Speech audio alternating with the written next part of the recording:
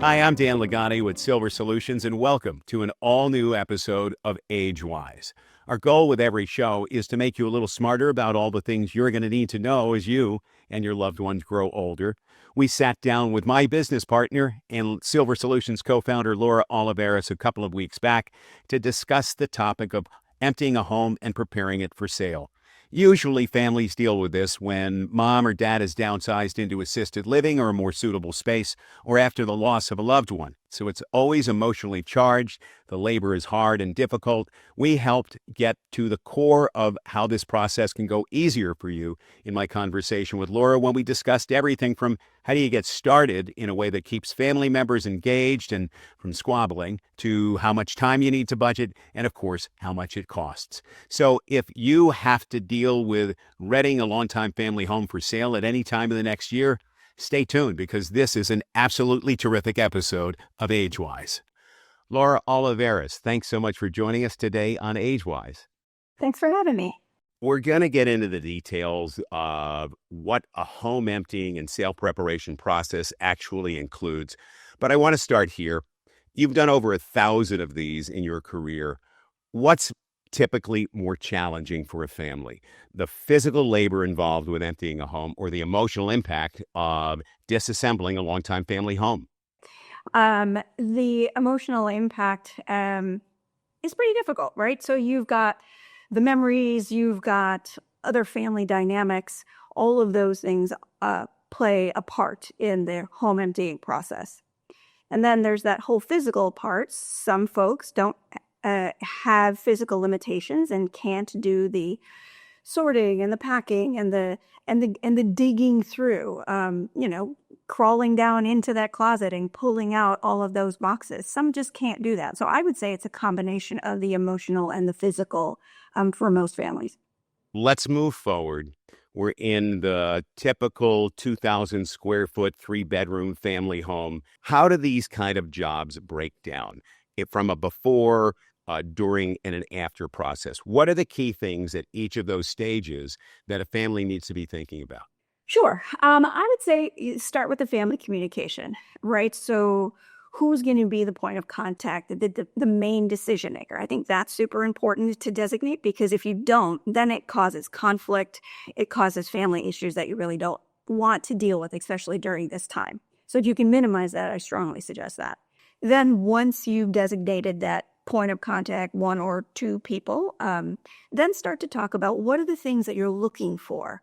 What are the items that would be very meaningful to you as an individual if they were located, set aside, or maybe even sent to you? Family photos.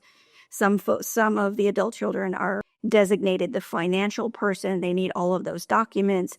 Some family members are very emotionally connected to memories of their parents' travels. So are there things like that that are really meaningful to one of the adult children? And really start to talk through it. And I would say allow yourself a little bit of time. I would say sometimes I've seen families maybe jump in too soon. Have the conversation, really think about what's important to you. I think that list is a really good starting point of what's coming next.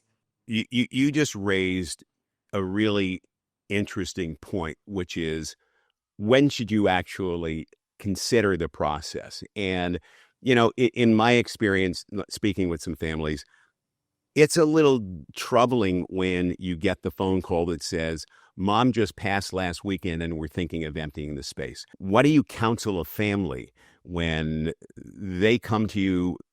How much time should have passed before they even considering doing this kind of work? There's the when do you start thinking about it? I think you can start thinking about it a week after, right? I think that's okay. I think when you start to really pull a home apart, I would suggest if you can give yourself 30, 60, 90 days, but not everybody has that luxury. And I understand that. So if you can give yourself a beat, sometimes it works well, if I can say that. It works well when the family comes together for the memorial, the celebration of life, whatever it is. That's when the conversations start to happen. You start to hear what cousin Susie would really love. And oh my God, I loved that piece of art that hung in the living room. And it starts to organically happen. But yes, we absolutely get phone calls. Mom passed away on Saturday and it's Monday, and we are now talking about doing it. I will say, I will allow a family to have whatever conversation they want. I will guide them into taking a beat. And the reality is if they don't have that luxury, if they really are looking to move forward quickly, we can assist with that.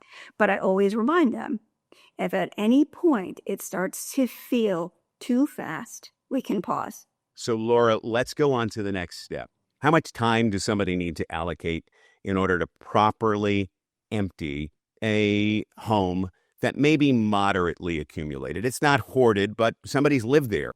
I mean, on average, if we're talking time in the home, if you're doing it all by yourself, I've had family members spend weekends, because they're working all week, spend weekends for 6 months, 9 months, a year, going on a Saturday to go through closets and paperwork and whatnot.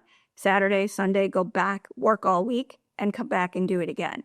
So it can take that long if we're talking about a family household, 40 years, 4-bedroom house. And then if we're talking about a 1-bedroom apartment, probably for an individual doing it by themselves, that can be anywhere from 2 weeks to 4 weeks. One of the things I'd love for you to address is, I'm sure you hear this question: how do I know that bringing in somebody from the outside, that they're going to be able to find the things we're interested in? And is it safe? So take each of those separately. What kind of instruction does a family need to provide, even to other siblings or an outside company, so that the work happens in a way that produces the best outcome for the family to keep the things, the family treasures that they're most interested in? What do you ask them to do? So I feel like the best outcome of a home emptying starts with the best intake, the best questions for the family or the individuals. So what are the items that are most meaningful to the adult children, other siblings, cousins? What are the collections that mom or dad had that we need to be mindful of? What are the list of items that you've been looking for over the years but just haven't had the ability, time to locate? We make a very clear list of all of the family requests, and then we have a standard list that people don't think about, like those financial documents, the family correspondence. People forget about those handwritten letters that mom and dad sent to each other, but if we just discarded those would be heartbreaking. We set things aside that our families should do one final pass on before we help them decide what to do with them next. Sometimes it's shipping off. Sometimes it's they just need to say goodbye to the items and they're now being eliminated appropriately. It really is that. It is finding out what's most meaningful. That conversation is the beginning of a successful home emptying, I believe. Go into the various pieces that are probably unknown to the person that hasn't done this before. We know somebody's got to go in. Maybe it's me as an individual, or maybe it's a company like Silver Solutions, to actually prepare the items for removal and to find the things that matter to the family. But what other types of resources and or supplies do you need to successfully finish the work? So it's a good question. I want to go back a second where we were talking about the example of about 75 hours. What we were talking about was the physical time in the home. We didn't discuss all of the background work that is going to be required. You're going to, if there are items that you're going to want to try to sell, that's a whole different conversation. But you're going to need to do some research on who you can trust, who you can bring in to try to sell any, or first evaluate any of the items in the home to see if there's financial value, and then try to sell. That's time.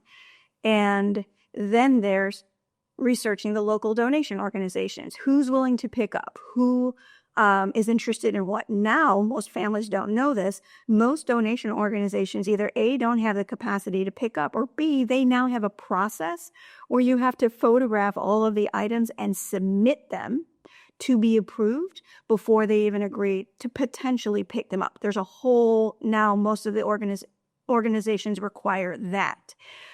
More time. That's not in the home. Then you need to find the right moving company to transport the items to Cousin Susie over in Massachusetts. Then you need to find the appropriate shipping company that's going to come and create the artwork that needs to be shipped across country. And in some cases, we have families that are in the other end of the world, and now you're doing even more research in how to transport more delicate items to another country. So there's so many other layers besides the inside the home. Inside the home is the labor. Everything else is research. You're reaching out to your friends. There's just, it's a long process. I would say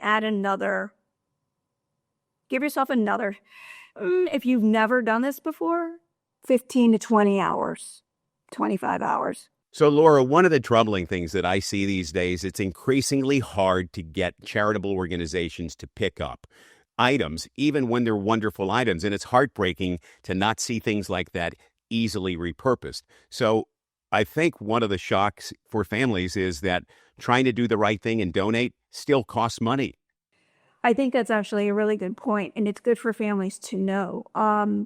Now, post-COVID, a lot of organizations have lost the capacity to come and pick items up. They've lost funding, they've lost some of their spaces, they've lost their volunteers. So now, in order for organizations to actually take items in, we need to have those items transported to them. And there is cost. There's cost for the labor, cost for the truck. But for some of our families, it really is meaningful enough to know that mom's favorite chair, the dresser that they bought for their anniversary, has a life beyond their parents, that it will help another family member. That is super meaningful when you're saying goodbye to your loved one, or even when you're having to downsize and say goodbye to some of these pieces because I'm just simply moving into a smaller home. To know that those items are going to a good place can make all the difference in the world for some of these families who are making these difficult decisions. So I'm going to ask you the question that I'm sure is on everybody's mind as they listen to us. There's not a single answer, I know that, but give me a range of what it costs to do this. Doing it on your own, I think that starts with the value of your time. I don't know that I can equate that. But look at it this way. You can decide how much your time is worth, but then there is the third-party services that most families don't think about. The moving company, the shipping company, the cleaning company, the shredding company. We did a home emptying. We uncovered some issues in the attic that became a deeper clean out. I mean, you never know what you're going to uncover. So there is a cost to all of those third-party services.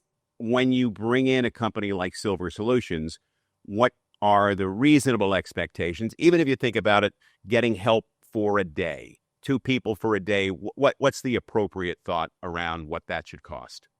So a family should budget for, let's say, for example, they just need a 2-person team on site for one day to either get the project started or get them just over that hump where they stalled. They should plan on a couple of $1,000s for that day, because you're going to have that 2-person team, you're going to have supplies, there's a minor admin fee. It starts at about $2,000 to $3,000, I think, is something that's fair to consider. Then there is the external services that you'll need. So, Laura, that was super helpful. And I want to wrap up on a really important point of distinction, because people talk and use terms when it comes to emptying a home that range from clean out to trash out. And on our side, we talk about compassionate home emptying. What's the difference, and what do you want everybody to understand, whether they approach this on their own or through a company like Silver Solutions? A clean out is simply black garbage bags. Don't ask, don't sort, just haul away. It's very important for people to know that when you was like that, whatever they take away is theirs. Whatever money, whatever jewelry, whatever memorabilia, all of those items, they're just a haul away service. If that's appropriate for you, that's fine. But I would say our families are looking for the compassionate clean out. Remember, always going back to that intake, those conversations, what's important to the family. We are literally using the time to locate those items for the family and pack up those items. So we're doing it simultaneously in a way that are keeping the memory of the person, the family's needs, and not erasing the person who passed away, but really having those items live on. Laura Olivares, co-founder of Silver Solutions and my business partner, thank you for joining us for that really insightful version of Age-Wise, preparing a family home for sale after a downsizing or the loss of a family member. Never an easy topic, but super informative today. If you enjoyed it as well, please share it with a friend who could benefit from it. And if you want to get every episode of Age-Wise as they come out, you can go to silversolutions.com and click on the resources page. Or, of course, you can always go to the Apple iTunes store and download the Age-Wise app. I'm Dan Lagani. For all of us at Age-Wise and Silver Solutions that work hard every day to make it easier for you and your family to grow older with grace, stay safe, and be wise.